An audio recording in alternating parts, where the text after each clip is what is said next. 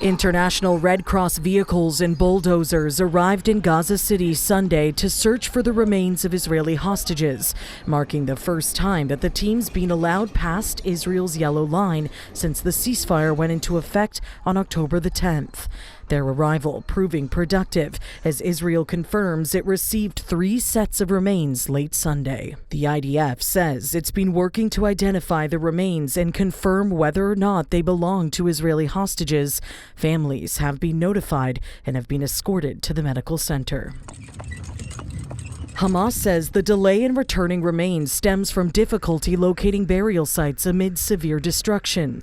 The Red Cross supports that claim, but Israel accuses the militant group of stalling and violating the ceasefire. The Prime Minister of Qatar, a key mediator throughout the war, says both sides have tested the truce deal. The violations are happening every day, and what happened yesterday, yes, there was a violation at the beginning, but then the attack was really disproportionate and was about to jeopardize the deal. The U.S. brokered truce leaves major issues unresolved, including the disarmament of Hamas and a timeline for Israel's complete withdrawal from the Strip.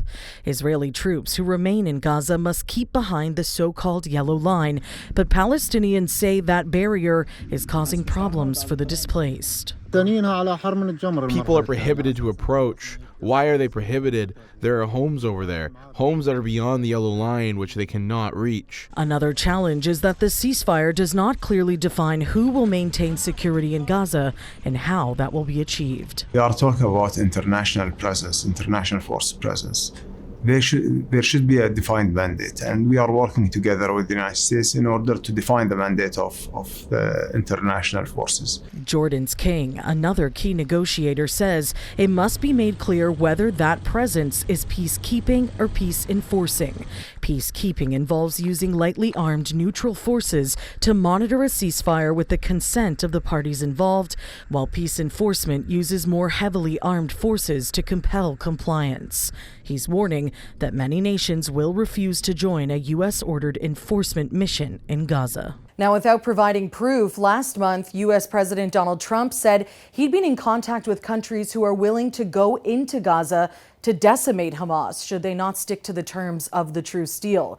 He has not, however, commented on what countries would be willing to assist in peace efforts in Gaza. For City News, I'm Karling Donoghue.